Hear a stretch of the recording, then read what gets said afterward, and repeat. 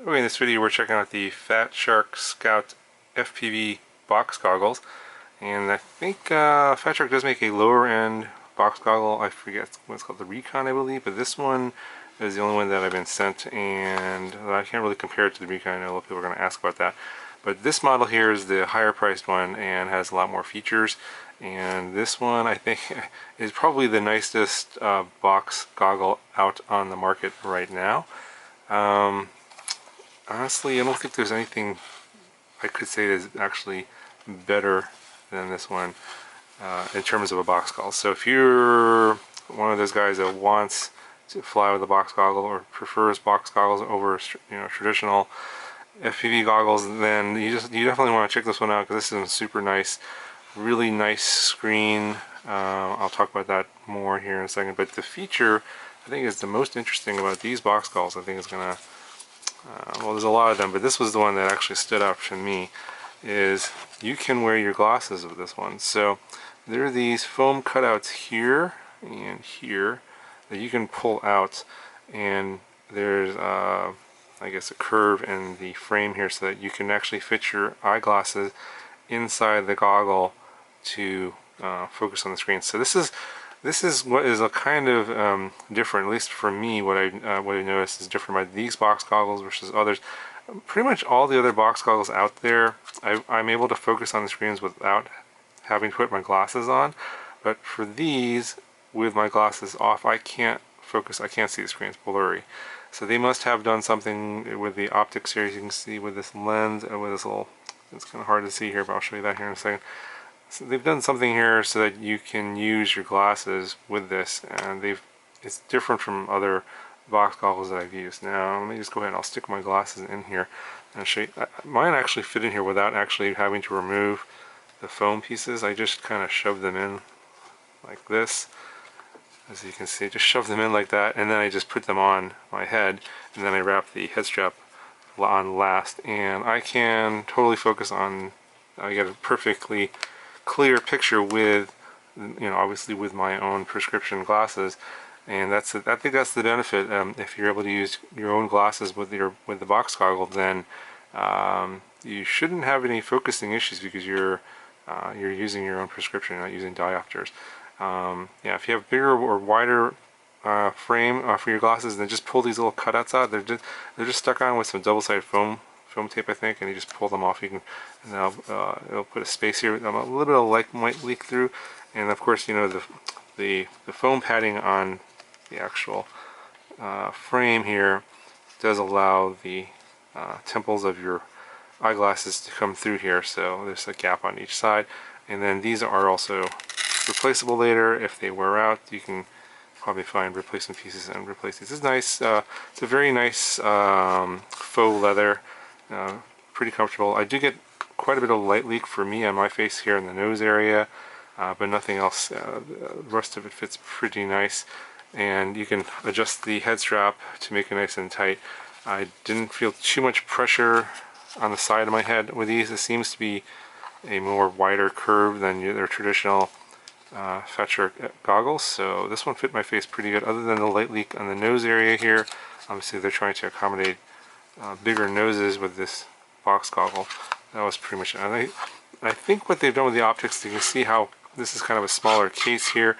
There's no Fresnel lens to focus to make the image bigger, so I think they've actually done the optics such that you can put the glasses in there, and they've moved the screen more forward so they can make this a more compact case. I think that's what they've done. So yeah, that's the thing. I think if you are someone that uses box goggles and having issues and you want to use your glasses, this one you can use with your glasses, probably for most glasses, without doing any modification other than, of course, pulling these foam cutouts out. Other than that, you should be good to go. And if you're the type of person, this is definitely one you want to take a look at. Now, it is expensive. It's $200. It's not cheap. This is probably the most expensive, or one of the most expensive box goggles out there, so it's something to keep in mind. But it works pretty good. The screen's really nice, and I'll show you that here in a second. I'll turn all that on. But yeah, you can power this on via an 18650 lithium-ion battery that goes in here. Just a single cell. It charges via USB-C right here. So it's not micro USB, it's using USB-C, but it does not allow you to use access to the micro SD card here. I thought that perhaps that would be the case, but that's not the case. You still have to take the SD card out and put it in your computer to access the files. Of course, you can also play back your flights on here as well and watch them on the screen. If you want to do that, I'll show you that here in a second. On this other side here, you got AVN, of course, and headphone jack, and then on this side, the micro SD card slot, and then this aux jack. I'm not 100% sure what this aux jack is for, and it's not really talked about too much, other than it's some sort of like maybe another type of AV port, for example. Yeah, it was a little bit unclear as to what that was used for, so I'm not 100% sure about that one. On top here, you got your power button. Okay, so over on this side, you got your multifunction buttons. Short pressing the buttons will increase the channel, decrease the channel. As you see here, it's labeled. So channel up, channel down. If you long press the bottom button, it'll do a scan of the band and find the strongest signal. And then long press the top button will cycle through your bands. It has, I think, 48 channels. It has like A band, B band, E, Fatshark, race band, and L band. So a whole bunch of bands. You have a 4-directional joystick here, and you can press down on this one, or right, left, up, and down. You can do a multiple amount of functions with that. I'll show you all that here in a second. Now, it does look like this is only a single receiver goggle, but it's actually a diversity receiver goggle. So there's actually 2 receivers in here. The other antenna is actually a patch antenna, 10 dB patch antenna. It's in the front of the goggle here, is built in, so that's why there's no other antenna connection. So the advantage is it makes it more compact and a more sleek look, but if you are like a lot of people and you tilt your head down while you're flying, then you don't get any of the advantage of the patch antenna because it's pointing at the ground. If you are flying at distance, then you're going to want to point the flat part of the goggle case towards whatever you're flying, you're flying. So otherwise, if you're pointing down, then you're just going to get the reception from the circular polarized antenna on top. So keep that in mind. So it does have some advantages, some disadvantages, and if you don't tilt your head down, that shouldn't be too much of a problem. Just point the patch antenna to wherever your craft is, and you'll have a pretty good signal. If you want to see the what the battery voltage is, you just short press the power button. You can see here it flashes. It's flashing green here, and 5 flashes of green means it's between 90 and 100%. And then there's a chart that shows as it goes down, it'll flash like orange, red, etc. To turn the goggle on, you just long press the button. There you go, and you have a powers on here. Now, if you're in race band, this will, and the color does not come out very good on camera. It looks like it's kind of yellow, and at least on my screen, but it's actually red right now. But if you're using race band, then, which I am on race band 1 right now, the color of this little LED ring will change. So it's red right now, and then if I go to channel 2, this is actually yellow, and then channel 3, a little brighter yellow. This is green. And then we have a light blue, purple, pink, white, and then we're back to red. So there's 8 different colors for the 8 different channels in the race band. If you're using race band, then these colors will change. It doesn't seem to do anything for the other bands for whatever reason. Okay, so I got a video source transmitting here. I just want to give you guys a look at this screen. It is difficult to get this lined up properly for the camera. The screen is 1136 by 640. It's a 16 by 9 screen, and it's not switchable. So if you have a 4:3 camera, then it's going to stretch it out, and so you're stuck on 16:9. You can't go back and forth. You can see in the upper left, you see it says FS, that's Fatshark band. It shows that it's on channel 7 and shows the frequency of 5860. And then over on the right, see the battery icon, and also the 70% is the current battery voltage. So those are your OSD settings. And let's actually, I'm going to start a recording here. If you press the joystick down, that will start recording, and then press it again, that will stop recording. If you long press this button, then it'll bring up an options menu, and I'll show you that in a second. And then you just basically navigate with this directional pad. So this way would be up, that way is down, right over here, and left over here. And it works the same way when you get to the menus. But let me show you what the recordings look. Let me see if the right, yeah, the right side looks a little bit easier to line up on the center of the camera screen.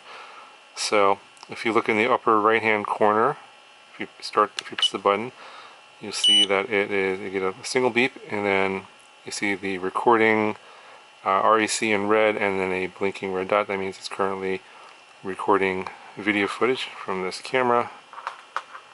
See right here. Let me put that back. And if you press the button again, you get 2 beeps, and that stops the recording. To change your bands again, as I mentioned before, or to jump your channels, you just press the channel buttons up and down, short press those. So press up, this goes to channel 8, and that's channel 1. So it's pretty fast. Back to 7. And if you want to change the band, you long press the band button. So now in race band, you have band E, and band B, and A, and band Fatshark. And it looks like it reverts back to channel 1. There we go. Now I actually turned off band L, and I'll show you how to do that in the menu. To get into the menu, you're going to long press the joystick button down, and then you get this menu here. So the top there says DVR source band. So in order to get to the next one, you press the joystick to the right, like that, and to the left it goes back to the left. So it's pretty intuitive. But for example, under band here, you can see under band L, I've disabled that. So if you want to disable a certain band, you go down, highlight, so I say band L. If you want to enable that, you can hit enable, and that will put that back in the menu. If you want to disable it, that will get rid of it. So if you don't use a certain band, like say I don't use Boss Cam band too much either, I can just go in here and disable it. That'll just make it a little bit easier to go through the channels if you don't use certain channels at all.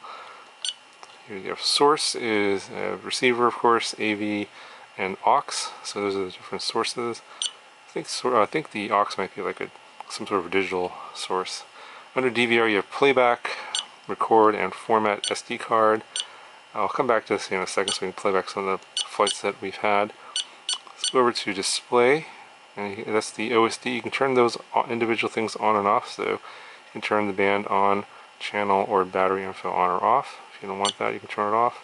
So you can turn on the beeps, you can turn the fan on and off, and then there's an auto power off, and I think it's a timer. It doesn't say what the timer is.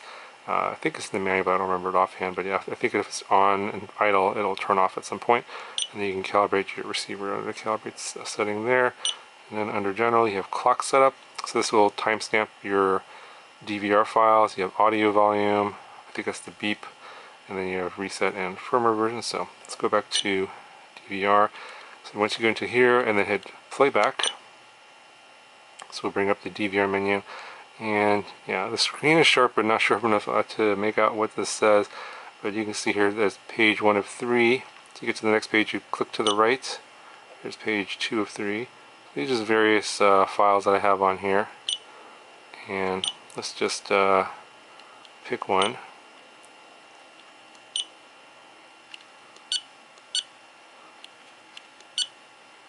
So you can see it's kind of hard to see, but it kind of puts a box around the file that you want to play. So let's just let's pick this one here. And you can see in the upper left it's play button, little play arrow is going. It doesn't show anything on the screen that is actually, there's a timer. If you want to speed it up, you click to the right, I think. No, that's clicking, I think you click up. Yeah, and then you see the little X2. That's 2x speed, and then x4, x8, and if you want to go back to the regular speed, you hit this set. You just tap the joystick down again, and it's back to normal speed. And if you want to pause it, just press the button, press down the joystick again, and see the icon turns to a pause icon. And then if you want to go backwards, you move the joystick of the down arrow, and then now we're going backwards at 2x, backwards at 4x, and then it's going to go ahead and let's move this forward here to some flight and actual flight footage. It's actually moving around. It's hard to convey. The screen's fairly sharp. I would say better than average for most FPV goggles out there, or for box goggles.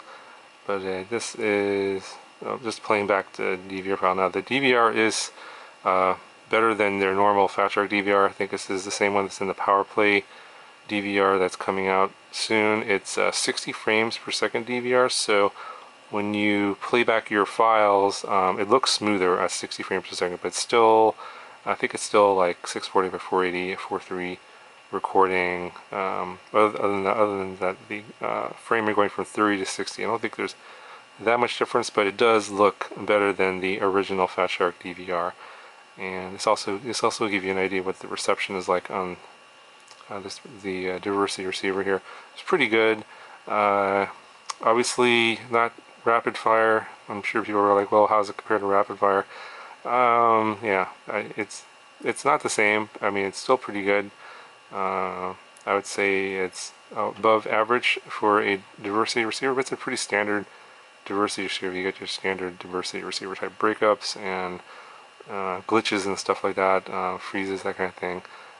You can't see too much here because I'm not, in this particular video file, I'm not flying too far away. But yeah, you don't see too much breakup here because I'm flying pretty close to myself. And you just see a little bit of flashing here in the trees, you can see behind me. But that's pretty typical for the diversity receiver. Just some more flashing there. Yeah, but that's what the screen looks like. Not sure if that's showing it on camera like this is the best, but I'll also I'll include the actual DVR recordings as well at the end of the video. And here's some more breakup here. Going up through the signals going through some of these trees here. Okay, so that should be enough of the DVR. Let's go ahead and exit out of this. Let's long press the button again, and it exits out. Then you're back into the receiver mode. And yeah, I mean, this is probably one of the nicest box goggles that I've reviewed, and I definitely would recommend it, especially if you wear glasses and need something that would only work with glasses. You want to check this one out. The screen's good. You're going to be able to focus on it with your glasses. Actually be able to fit in there. Whether it'll fit your face or not, that's, obviously not something that I'll be able to tell you off the bat, but it does seem like it's a little bit wider than most. I think this is going to be good for most average shapes faces, but the nose area is pretty big, so you're going to get a lot of light leakage there. One thing, let me go ahead and turn this on. One thing I do want to note here in terms of quality control, and there it is. You can see the camera is not going to focus on right there. That is a piece of lint or something, and it's on the inside of the lens, and I can't get it off. Yeah, it's like right there. So somehow that got in there when they closed up the goggle, and there's no way to take this lens out unless you take the goggle completely apart. I don't even know how to do that. I don't see it when I'm flying. I mean, it is a very wide field. It is like 50 degrees, so I am looking around, but I don't see that because I think it's because of where it is. But yeah, there might be some quality control issues there for that. I don't know why they would close it up in a non-clean air environment and get dirt inside the goggle, because it's hard to remove that. There's no way to get inside there. Other than that, that's the only thing I find that's annoying about this one. It's pretty light. Doesn't hurt to wear it. Now, for me, I'm so used to flying with standard, I say standard, like regular FPV goggles with like 2 screens instead of like a box style goggle, so I find it harder to fly with this with a super wide field of view. Some people prefer that. I actually have a hard time with that. So this would not be my first choice, but if I had to choose a box goggle, or if I had to wear my glasses, then this is definitely one that I would check out and I would recommend it. Anyway guys, that's going to do it for this video. I think I've blabbered on long enough about this product. That's a good one. Check it out, and I'll talk to you guys in the next video.